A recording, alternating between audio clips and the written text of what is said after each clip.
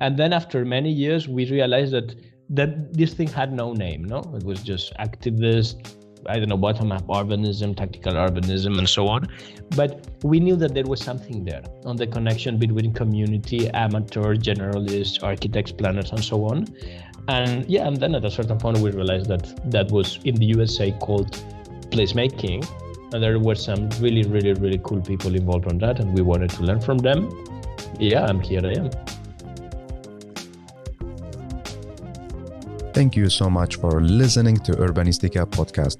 I am Mustafa Sharif, an urban planner, and you're more than welcome to join my big journey of exploring the making of smarter and more livable cities. Please don't forget to follow Urbanistica on the different social media platforms, and also let's connect on LinkedIn. Big thanks to Urbanistica podcast partner AIVP. AIVP is an international engineering and design company providing sustainable solutions in the fields of energy, industry, and infrastructure.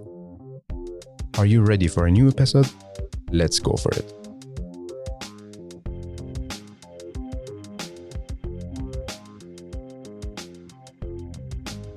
It's going to be really amazing. We have one more great episode from the Placemaking Europe, and I have the pleasure to welcome you, Ramon, to Urbanistica podcast. Hey, and welcome. Thank you so much, Mustafa. I'm really happy to be here with you. Thank you for giving your time to record this episode, and I'm so happy finally you're here. Yeah, and I'm the last, but very lucky to be here. Also to have had the pleasure to listen to the other episodes that actually have been really, really beautiful as well, to learn a bit more about my colleagues, no? So you got into personal details that I didn't know from some of my colleagues. So it was very interesting to listen to your episodes. Yeah.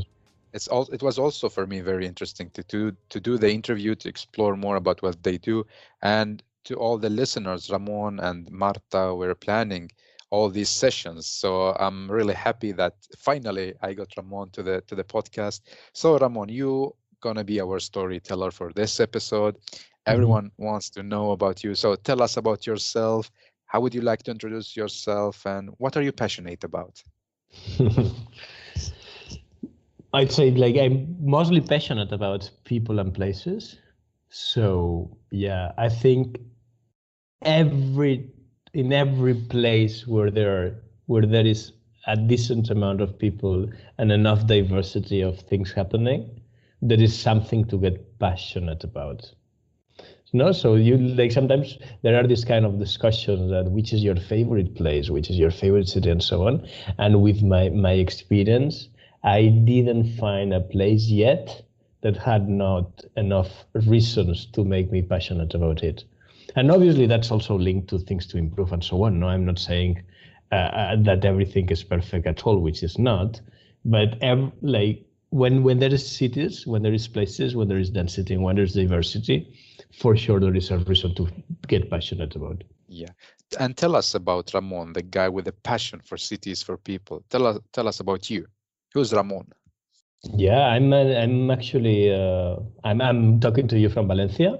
So I'm a Southern European. I consider myself a Mediterranean. So I think it's something that shapes my identity a lot. Not only because I think the sea is a kind of fundamental element, in terms of feeling and belonging, but also I feel really, really connected to this idea of the Mediterranean, from North Africa to the south of Europe and so on. It's a strong connection in the way of being, music, tastes, architecture. So I think there is something there. So I'd say I'm from Valencia, Mediterranean. I'm also European. So I really believe in this crazy idea of Europe, that if it's based on something, it's based around public space. So it's based on a way of being together, which is beautiful at the same time. And I'm an economist by training, but also an urbanist by profession. And I'm also a musician. I'm a writer, and mostly I like to listen, to observe, and to talk to different people. That's lovely. So tell us, you were born in Valencia and you grew up in the same city? Mm-hmm. I'm raised and born in Valencia, from a family in Valencia, so very anchored and root, and I think also that influenced my profession later on. But also I've been lucky to have a fortunate combination. And I think it's very lucky to have that, because I had the chance to combine being very anchored, which means very, very active in my community, and at the same time the chance to be involved internationally in different contexts. So even though I grew up and I did my bachelor's in Valencia, I had the chance to do my master's in the Netherlands, and after that I've been like working internationally quite a lot.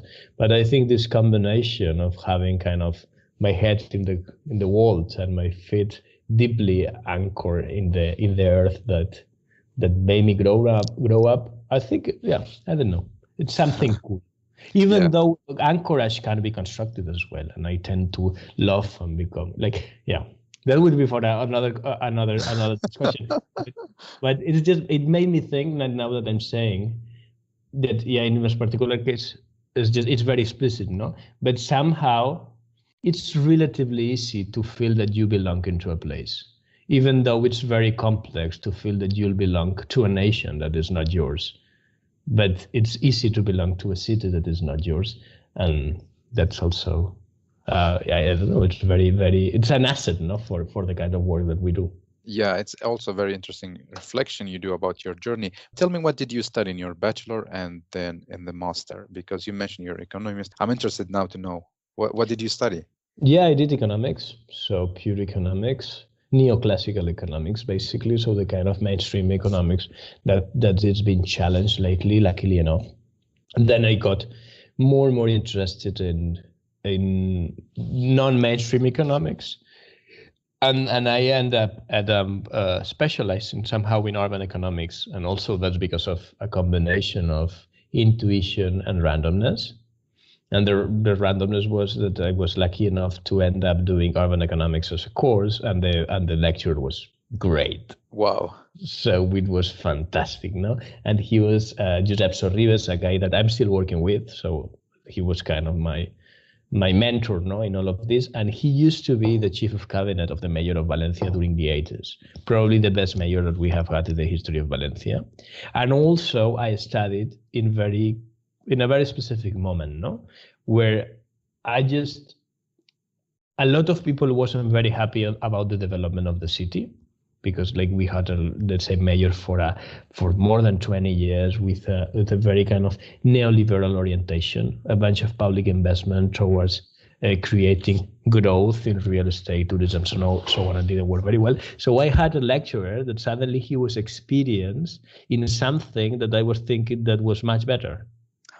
And then I had it. So it was not only that he was very good in urban economics, but he could explain by his own experience how the city was, the city policies and so on. And he knew the city very well. He knows the city very well, no? And then it was just, wow, I like that. And by intuition, I knew already that I didn't want to do like some kind of economics, like silos economics, no? There is a lot of part of economics. There are others that are not, like there is like labor economics or maybe international economics and so on, that they have to merge with other professionals.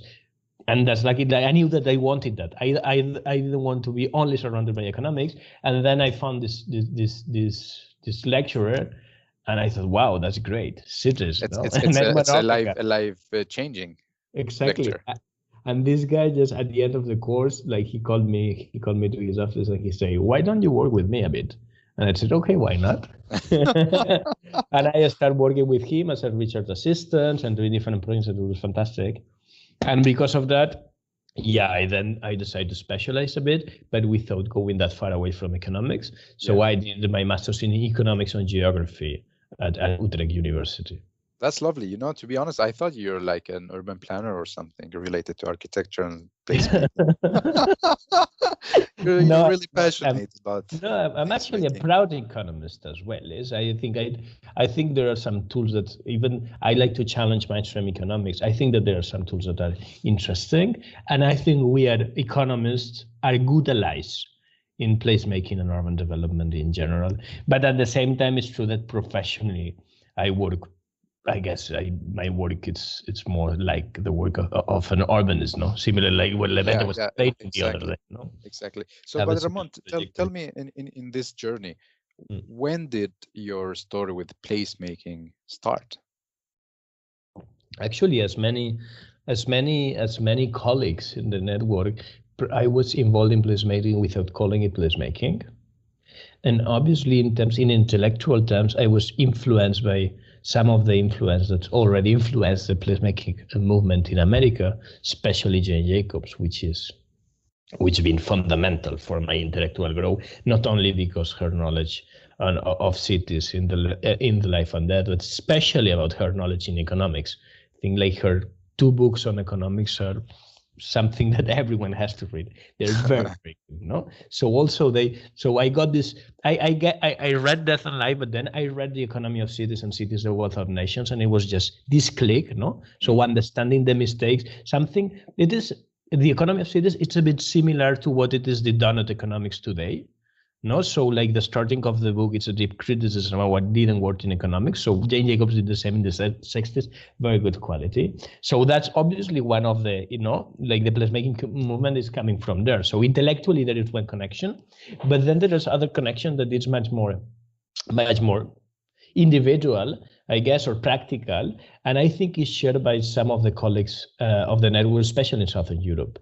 So basically what happened is just, I'm I'd say like I'm this kind of millennials, the generation of 2 crises. So I started to work during this terrible financial crisis especially in Southern Europe. And we saw that planning wasn't working and urban policy weren't working at all. So it's starting from a reaction from activism, no? So we started to do kind of bottom-up projects. We were involved in activism and resistance. We started to activate it places and so on. And we realized this power that community has to kind of fill the gaps that the government was not filling at a certain point. So I do think both in Eastern and Southern Europe, placemaking movement, it's really rooted on politics, and also it develops as a reaction to a planning system and a set of urban policies that is not working at all. And also that's an asset somehow. So somehow like this connection for both, on the one hand, more intellectual, and the second hand, more practical. And then after many years, we realized that this thing had no name, no? It was just activist, bottom-up urbanism, tactical urbanism, and so on. But we knew that there was something there on the connection between community, amateur, generalists, architects, planners, and so on. And then at a certain point, we realized that was in the USA called placemaking. And there were some really, really, really cool people involved on that, and we wanted to learn from them. Yeah, here I am. Nice. Placemaking Europe, how did you meet this network? And actually, like, I think we'll talk later about that, no? But I was, like, after all the years of activism and a change of government in my city, I had the lucky to be appointed the chief strategy officer at the waterfront redevelopment. That was one of the main symbols of this kind of urbanism that didn't like. And when I was faced with this particular challenge, also with the bag full, all like we'll need experience loaded by this activism background, no?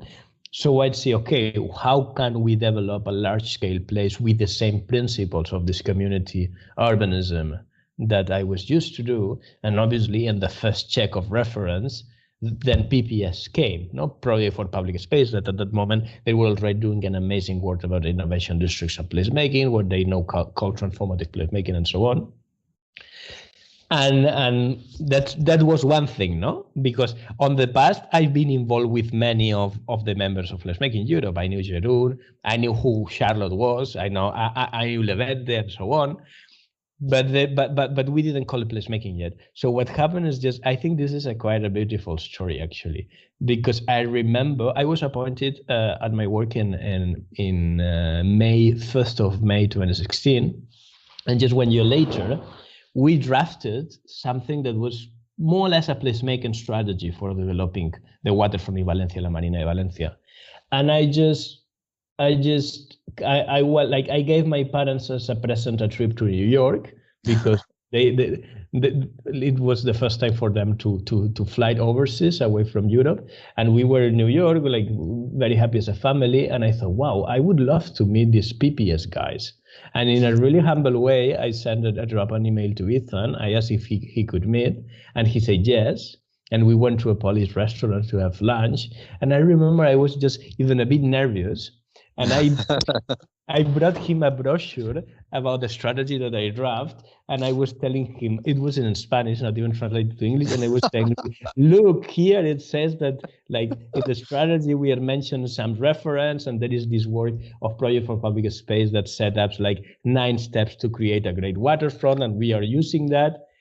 And I had that intuition, and I didn't know that that was going to work well, but it worked much better than I ever expected.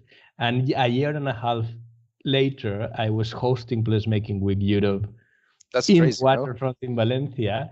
I was working with Fred Kent in this incredible exhibition of the social life of great waterfronts. And suddenly, and surprisingly, the La Marina de Valencia, Valencia's waterfront, suddenly became or was considered one of the best examples of placemaking in Europe, no? And that only happened in a couple of years, which also shows how powerful those tools and ideas are, if the conditions, if there are the right conditions.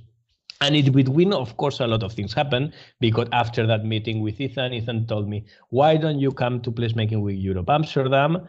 And I just decided to go, and I present the idea of the strategy, and I met the guys because I knew Levente and others. We got the discussion, and actually was there in the first kind of workshop when we were considering about setting up an organization. But I think that, yeah, this lunch with Ethan was certainly fundamental. That's so crazy story, and also I think it's because of your passion, you know, like you were brave enough to text or to email Ethan. You were not afraid. What will he say? No, maybe it's not time. Let me enjoy the time with family. It's passion, right? Yeah, also passion. I think it's becoming a grown-up. It's just it's evolving oneself, because I think when there is no reason to be shy on this. It's just do it. Just do it. Yeah. And there is one thing that I know, especially in this field, and it's just the whole field of urban development or urban planning or whatever. People is generally quite passionate. At least they like what they do, and they generally really, really keen to listen and to share. And that's beautiful. And it happened to me. I don't know, there are a lot of great guys or great persons, no, people that has been a reference for me, like the professor that I was mentioning, and I was having a talk before with another professor of geography that's one of the best of Spain, Joan Romero, that now is a friend. It happened with Charles Langley as well, that after admiring him quite a lot, I'm working quite close to him in some projects. And that's beautiful, no? And because they are really, really, it's surprising sometimes, but they are willing to share. And I'm really trying to do the same as well. So now that every time that the students or someone wants to have a chat, I'll try to make it, because I learn a lot from that as well. I totally agree with your mindset that we should really like share as well, especially like now you mentioned students. It's the same for me, you know, many students write in LinkedIn, okay, how can I do this? How can I do that? I mean, it's really one of our responsibilities to share the knowledge and give the hand to the future generation. So I'm happy that I'm doing that. It's a lot of fun. It's not about it's fun. Exactly. Yes, if you look at it, it's time consuming, but on the other hand, you're building the future as well, and you're sharing and learning and open new possibilities. Ramon, you're now one of the directors for the placemaking. But before we talk about this, let me just go back in time. You're the co-founder of Urbego. Tell me more about it. Yeah, Urbego, it has a lot of similar elements to Placemaking Europe. We were much younger at that point, but Urbego was actually an international platform for young planning professionals. And also it was founded in a particular moment as well. So actually, like, I'm a co-founder of Urbego. The main initiator is my friend Julia Machi, and she's one of the best urban professionals that I know. She's very, very smart. She's very bright. You should interview her, by the way. Sure. She's now in charge of the gender program at Cities Alliance, like World Bank program, and doing very, very interesting projects. But Julia and I, together with more people, Simona from Romania living in London, Farah from Lebanon living in Italy, Filipa from Serbia. So like not like Southern Eastern European nations, like mostly. And we were basically identifying like also a lot of females in the woman in the initiator group were identifying several things. General crisis of planning thinking. At that moment, I'm thinking that was funded in 2012, if I'm not wrong, or 2011, still economic crisis, deep crisis on urban planning thinking, silos, old. So it was, we realized that we need to raise a voice for women from Southern Europeans, from other disciplines, or from young people especially, trying to bring different and new tools, more bottom-up, more contextualized, more responsible, more sustainable to the table, no? And actually, like we identified that need and we start to work together. And we were younger and probably we commit some mistakes, but it was beautiful. It was beautiful to the point that I remember that Julia and I had the chance to share the stage with Peter Hall in one of his last appearance. In the International Federation of Housing and Planning Centenary Congress in University College London. And that was super beautiful, like both of us young, as I said, Southern European, because I think it's interesting, also Mediterranean interesting connection, no? Because it was the Balkan, Italy, it was Lebanon. But we were not the usual suspects, you know? We were not from Germany, from the Netherlands, UK, and we were not an upper 50 years old white guy. That was a different combination of people, and that was very, very powerful. And from that, everyone is like doing quite well in their own professions and involved in their own work, and we couldn't manage to keep the network working because we start to do other things. But I think it was a very beautiful experience. Mm-hmm.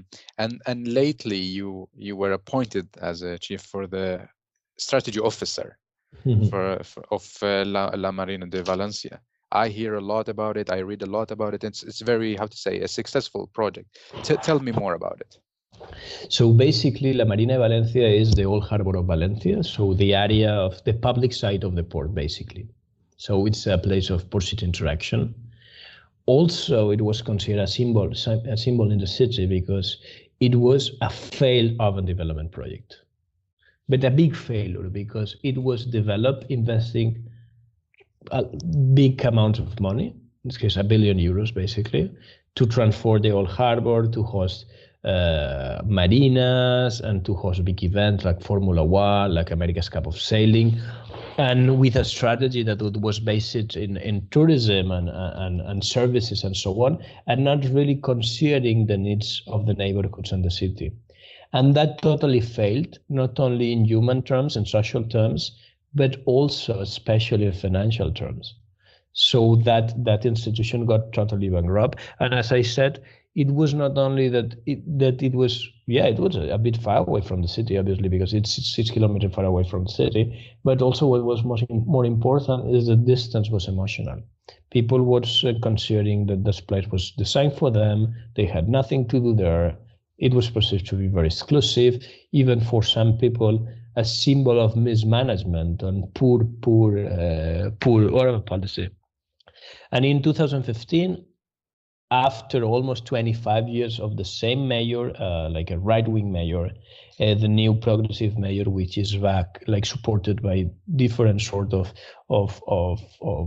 urban coalitions from LGBTQ movement to bike activists, to environmentalists, and so on, wants the election, and they want to do something different. And at that point, I always tell the story because it's quite funny, because I was at Australia doing a project in Sydney by that moment, and I got a call from the mayor at 4 a.m. and I was just, wow, this is the mayor really calling me. And he was, and he said, yeah, like, why don't you do work, help us to do this waterfront development or to do something over there?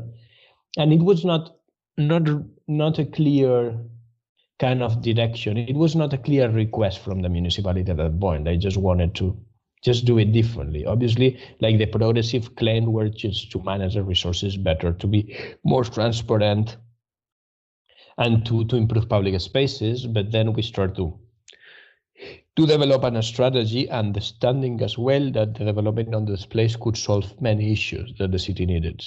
So we combined a strategy that combined the action with the strategy. So it was very, very important to act fast. That's why placemaking and tactical urbanism and so on. And at the same time, combining economic uses that could give us money to reinvest with public uses. That was the most important thing to do. So we ended up, and it worked great. So after, I don't know, it's just after 3 years, we already increased revenues by 70%, became the second most visited public space in town, but especially it is now a loved place. And like you can check a lot of numbers and so on, but what really demonstrate that now this place belongs to the city finally has been COVID. Because during COVID, there are no tourists. So the model before that was totally focused on tourists would have been, I don't know, like nobody would have gone there with the previous idea. And now it's probably like it's full of life because one of the few options, but luckily enough, it still exists to socialize as public space, but it's full of people sailing, skating, very inclusive, very diverse. And there is a perception that this place belongs back to the city. And also I think it's a good story around financial management and economic development. On the meanwhile, it also became the main innovation district in the city. So we had actually reusing vacant buildings to bring there startups and business incubators and a living lab and all sorts of innovative activities. I am really interested in the story. So tell me more. You got the call from the mayor, and then what was your responsibility? Tell me what did you do in order to transform this mega failed project to a mega successful project? Yeah, so I basically come back to Spain a couple of months later. I decided to get 10 days off and extend my layover in Hong Kong. So I was 10 days in Hong Kong on holidays, like just enjoying the city.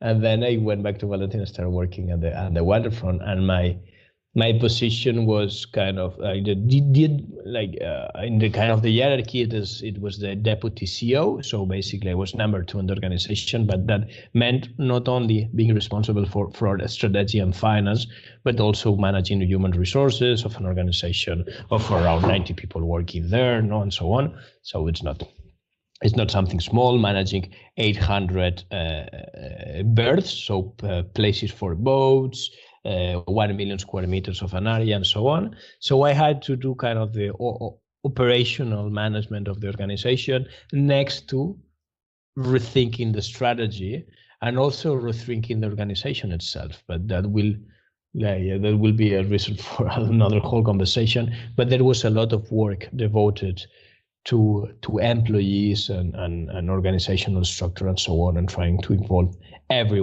stakeholder in the process of rethinking and remaking. But the main job was to think in the strategy, to think what to do with that.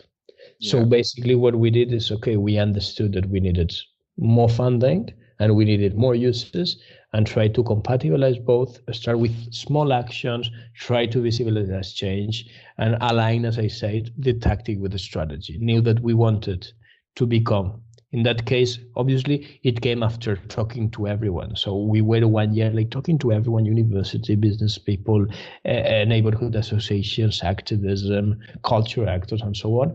And we ended up saying, we have sailing, which is fantastic. We have to make it more inclusive. We have to become one of the greatest public spaces, not the greatest in town, and we have to reuse the buildings to the economic uses that can add more value long-term, but that can create impact short-term as well. Mm-hmm. And that was more or less the idea. And obviously there was a lot of learning by doing from the beginning, and we try to have fun on the way as well. Yeah, this is one of the absolutely most important things, that to enjoy the journey. Yeah, I was. Yeah, I thought that it's probably, I had by that time probably the coolest job in town. It was. That's lucky. That's so nice. But Ramon, we talk a lot in this project as well, active participation, co-creation. It sounds like really big words. How do we do it in a practical way? If I want to develop an area, what does it mean? Active participation, co-creation. Can you break it down for us? Yeah, it's a very complex issue, and I think there's been a lot of buzzwording around that. And now the thing is, lucky enough, everyone considers that it must be included, but it doesn't mean that it's included well. No, it can be just a box that is like tick and that's it. So, but there are certain things around that are important. And I think it's just one, it's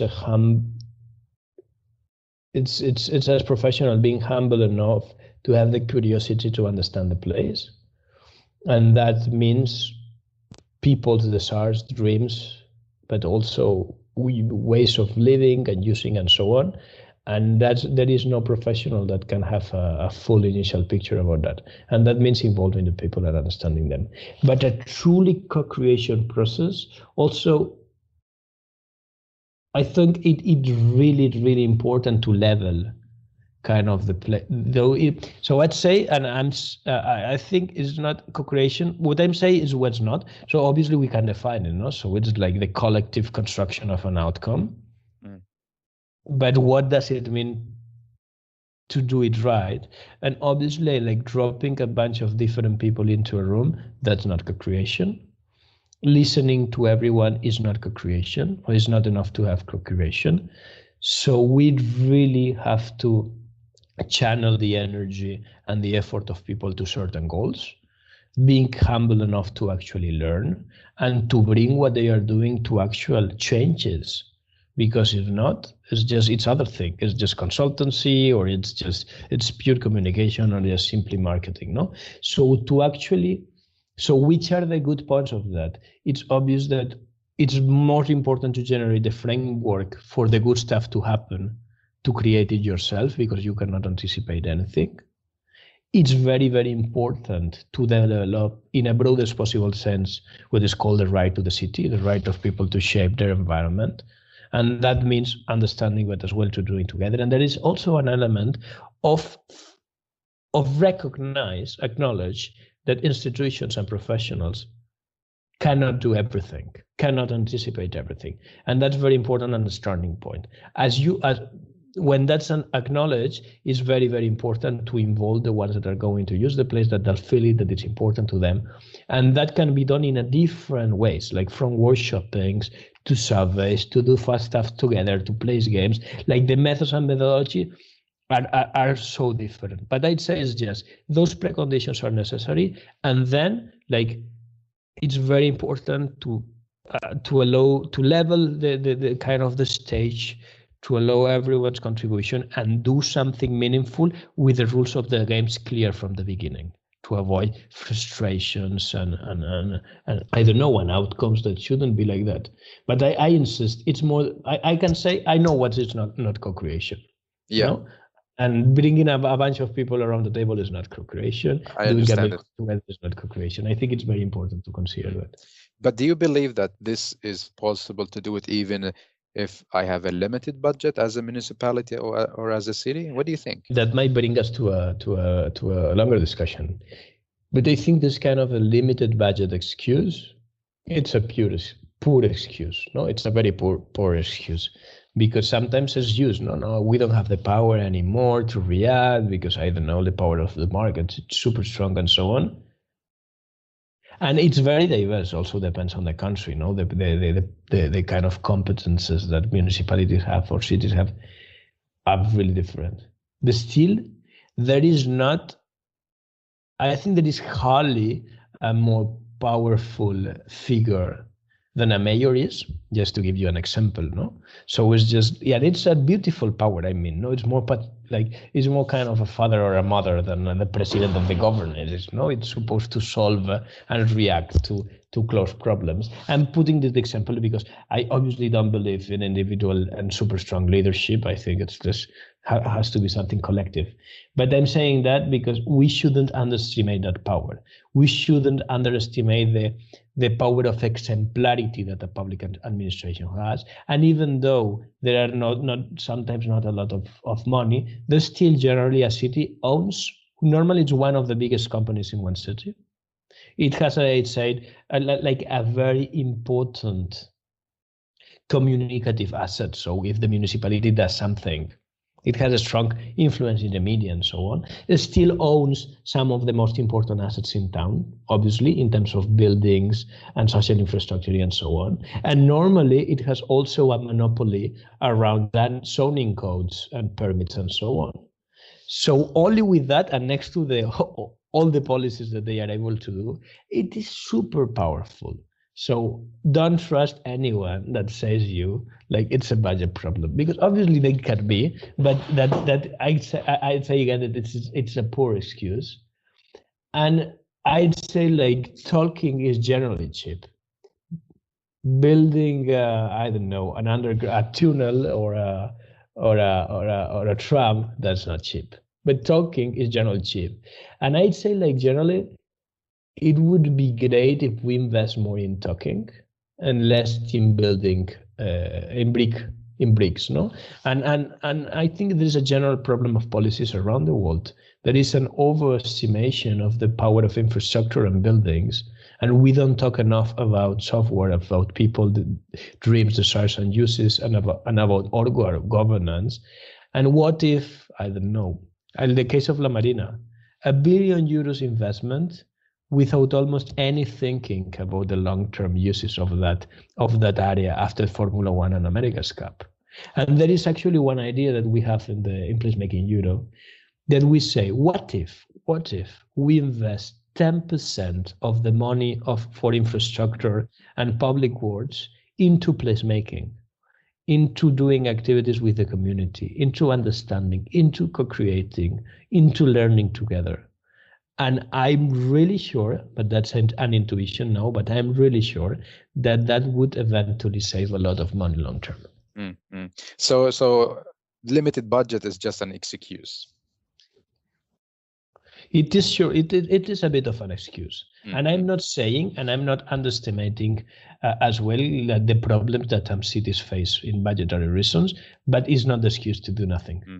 Okay, then let's talk about do nothing. Sorry, it is only an excuse. That's what I was meaning to say. Yeah. So okay, many people are working in city administration, listening to Urbanistica, and also part of Placemaking Europe.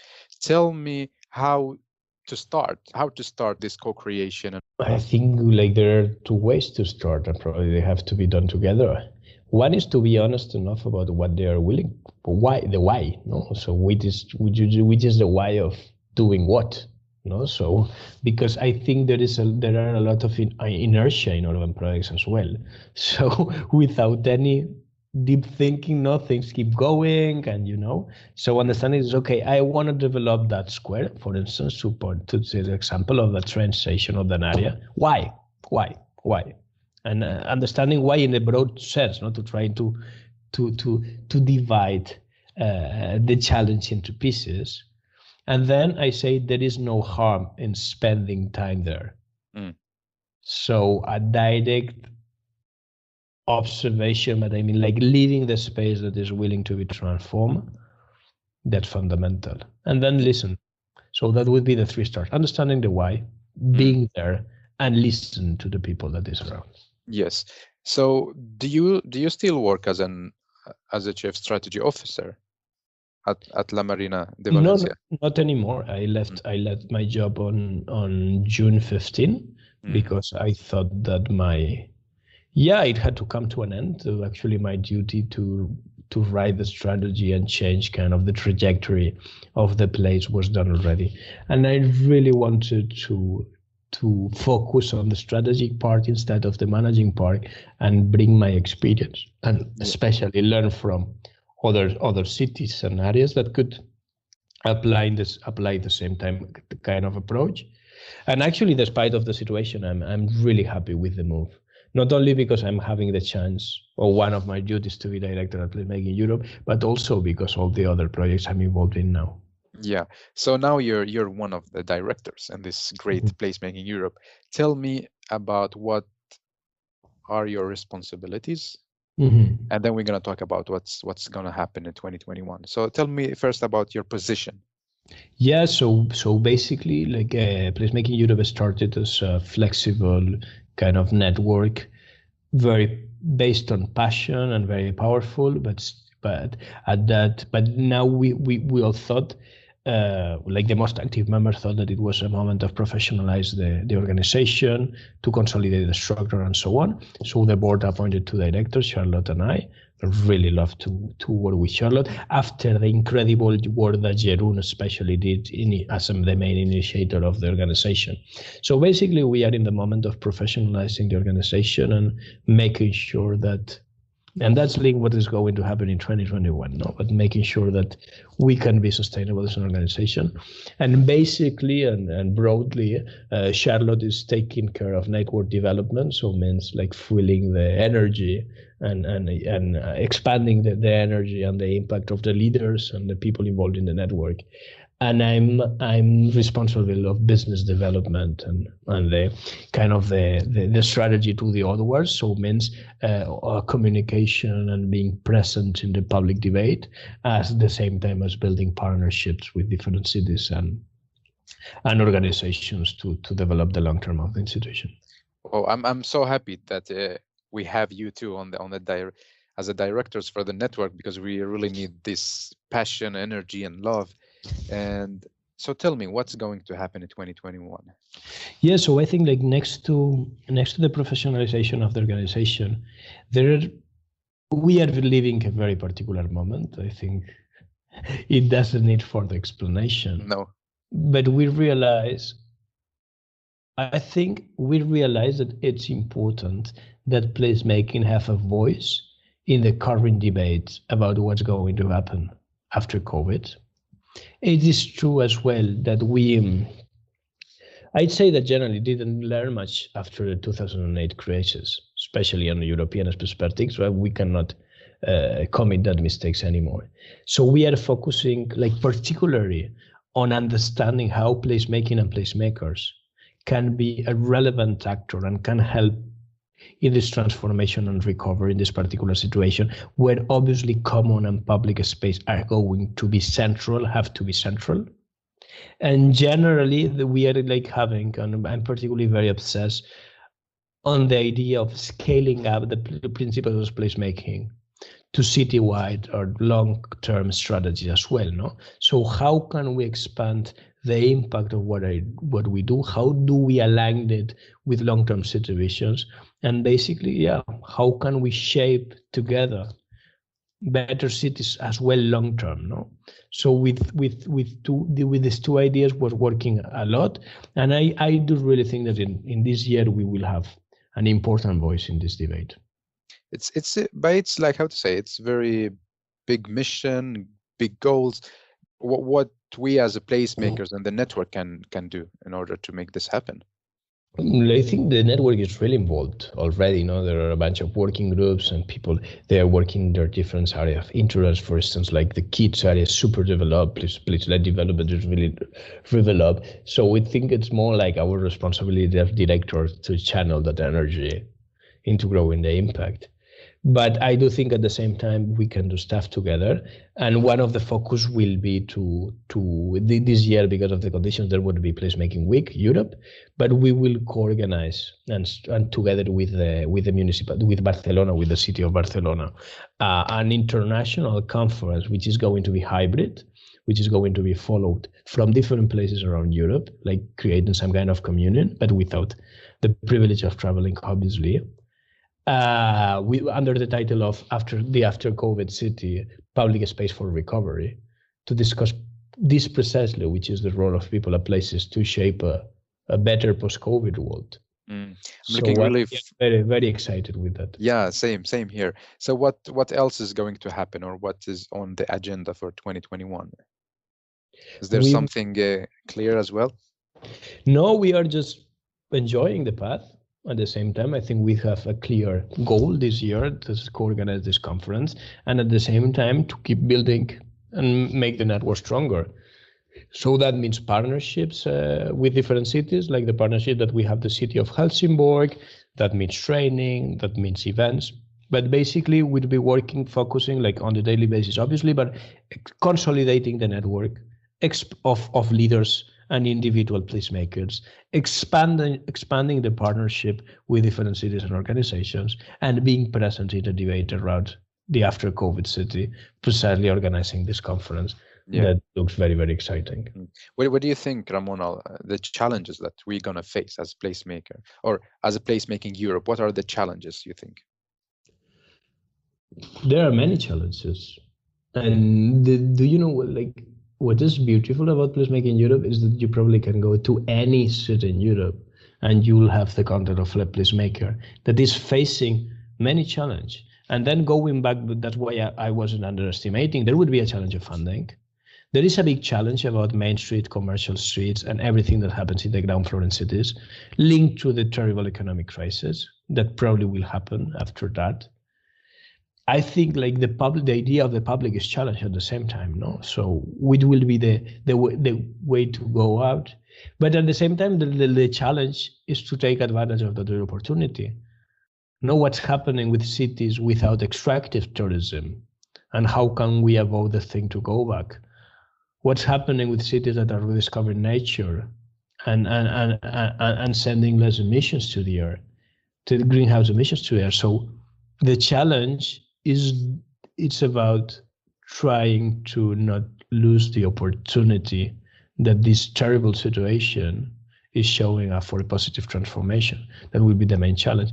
Next to obviously a lot of professional challenges about Placemaking Europe. It's a network of individuals that are working normally in SMEs or in cooperative environments, in the academia. So we also have, I think it is, one of the parallel challenges as well is to show how placemaking tools are actually useful tools and are a good answer. And they are not the answer, but they are a good answer to that moment. No, so big challenge again. Big challenges, yeah. But I think we are great in the networks. The members will be able to pass these challenges as well together. I hope so. I'm sure. The big asset of Placemaking Europe is the amount of people that is doing great stuff. And that's why it's just the job that Charlotte and I are doing is not that difficult. It's just we just need to channel that energy, which is already there. I love it. We don't have to create anything. But Ramon, tell me, what is your dream about Placemaking Europe? Like apart from the goals, the challenges, if you just dream freely, what is your dream about Placemaking Europe? Wow. I'm a short-term dreamer, and at the same time, I like to think in the large scale. But I'd say it's, I don't know. I think if we get we want cities to understand the power of it.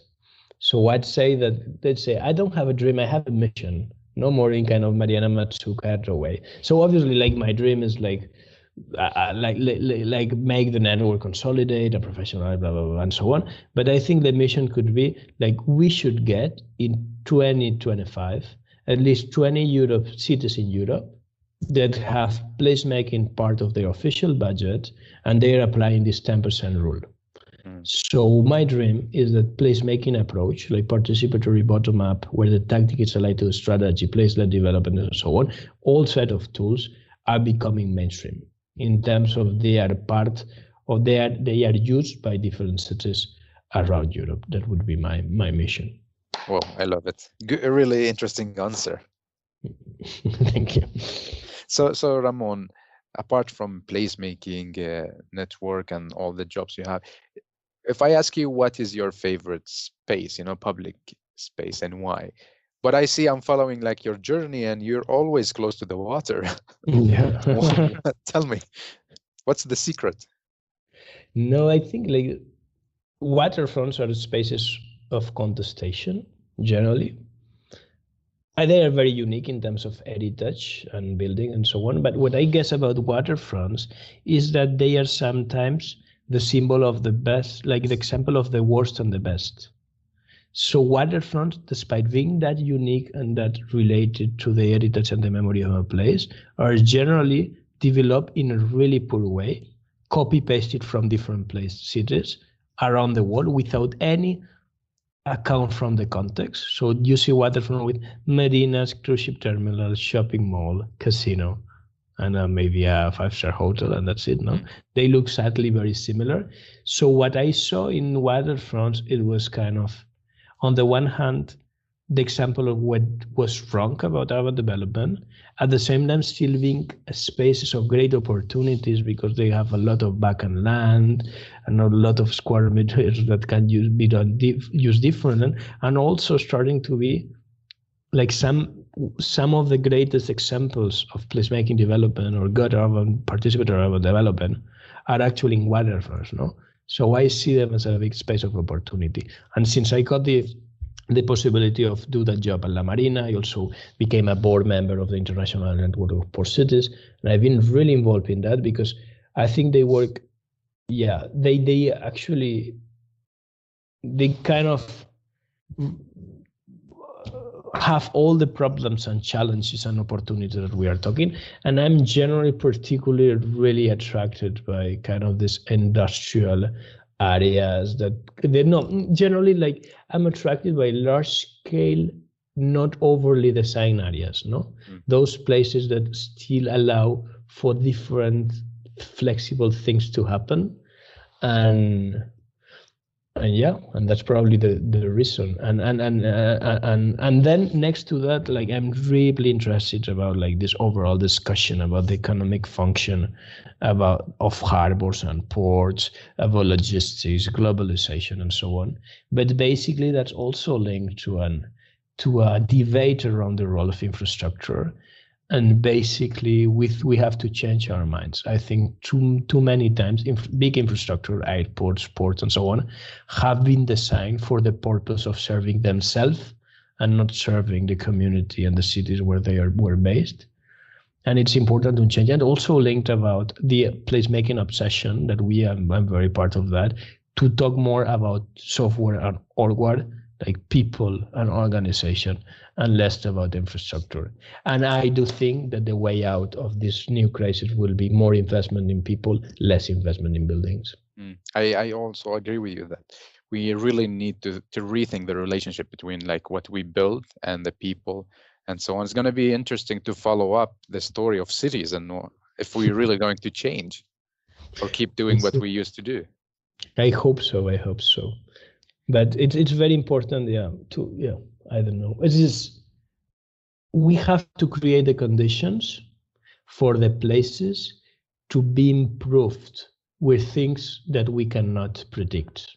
They have to be adaptable enough. And the problem with monofunctional infrastructure, with overly designing things, that these places, and they said Richard Sennett and Pablo Centra in their last book, Designing Disorder, they say that the terrible mistakes is when places cannot evolve, can only degrade, And if you think about the fanciest building for tourism purpose or the fanciest airport terminal, that cannot evolve. That can only degrade. The best that you can do is to maintain that.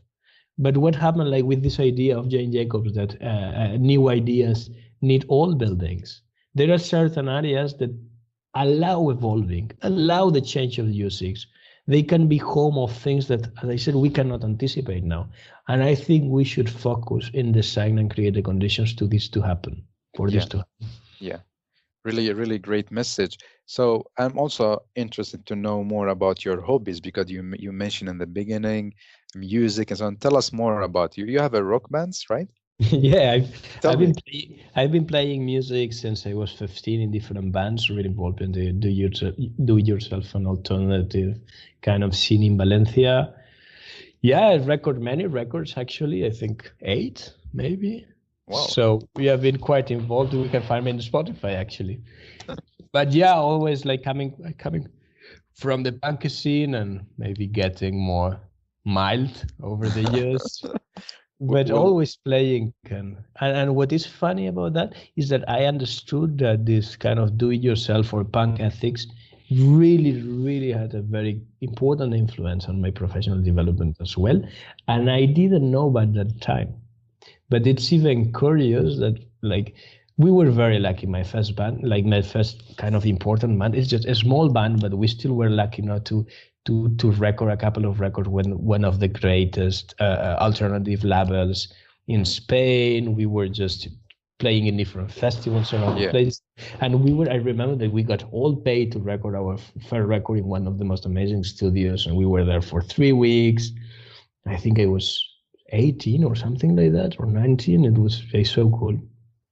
And I wasn't thinking about urbanism at the time, but I realized now that we were actually already writing about that. So the I don't know the term in English, but the first record is called equilater, which is the triangle with the 3 sides with the same size, equilateral. But then we were thinking like it was about equilibrium in the city, and actually there is a song that is called The Heart of the City, and it was just a reflection of the city that we were inhabiting at the same time. And funny enough, the second record is called Trial Error. So it was just also a reflection about development that we were using also. I'm using that now. I understand how important it is profession as well. And the third record actually is called Lesotho. And Lesotho, it's a country inside South Africa, which is totally surrounded by South Africa, no? And it's a reflection of creating your own place in another place somehow, and it's really geographical, no? And then after that, like I stopped playing for a while, and then I found the Geografies, both bands we sang in Catalan, which is my mother tongue, and Geographies was already dealing with urban issues, no? So the last EP that we record, it's called actually. The name of the EP is Tourism, and it's kind of an ironic reflections about belonging, basically, and how insane it is to take a cruise ship and so on. So it's not that I realized, and it was not something really conscious, but I realized that it is connected with my Will we hear a band about placemaking? I think it's already. Geografies is quite a placemaking band already. But then also it is good because I've been here and there, no? Like let me go back to that, because like music has been very important, but in a certain moment I was a bit distant to it. But also in the placemaking process of developing La Marina de València, music was so important. So it was very, very important to organize live music, to bring local bands, to also bring local neighborhood orchestras. And that was one of the key elements of the success. So also it was a privilege to see music as well from the industry point of view, and how powerful it is as a tool for urban transformation. Exactly. Well, Ramon, it was really great to talk to you. Very interesting journey. And I think usually I say to, like, when we talk in a long and have many stories, I say we need a whole season to talk about the different topics. And I feel it now with you, we need the whole season to talk about the different topics. But I would love that we finish this episode by you giving 3 takeaway messages to all the listeners that listen to Urbanistica podcast, and especially the Placemaking Europe network. I'd say, like, for individuals, I think there is one learning. So don't be shy and talk and write and call anyone that you want to talk. So that's important. So the power and fun of sharing. The second element that I'd say is the importance of also, like, it's just being humble enough to don't come to a place with all your previous stuff, not be humble enough to learn, but also brave enough to bring your tools, no? So this combination of professional qualities and humility and empathy are crucial, no, in our profession.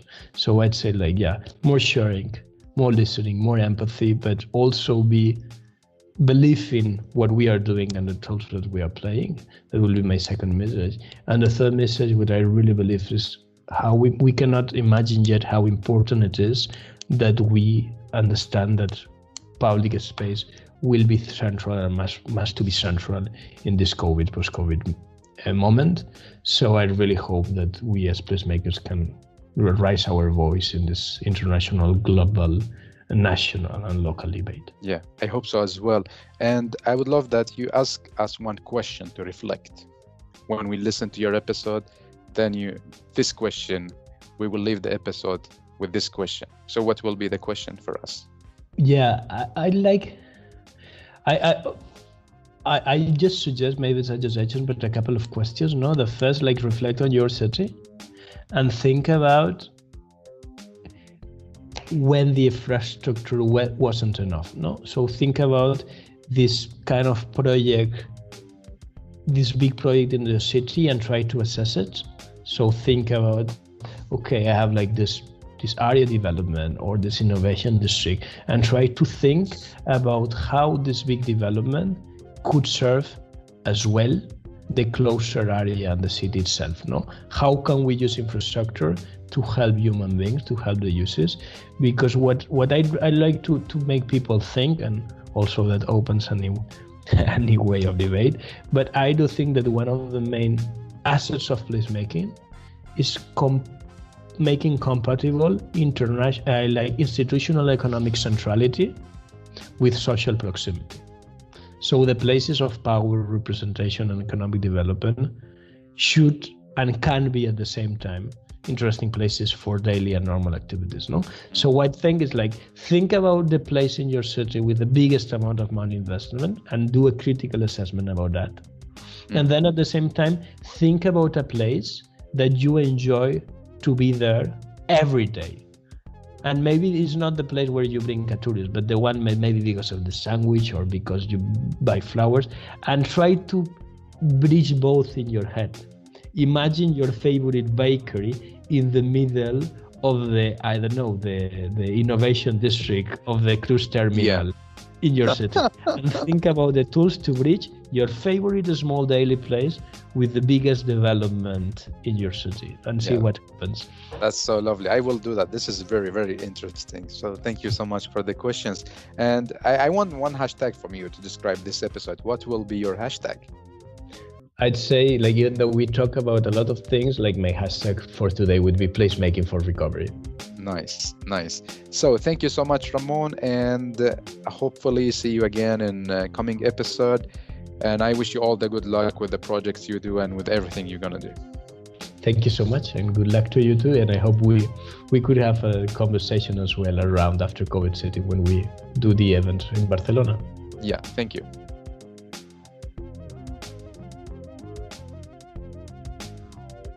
Well, thank you so much for listening to Urbanistica podcast. I hope you really enjoyed this episode.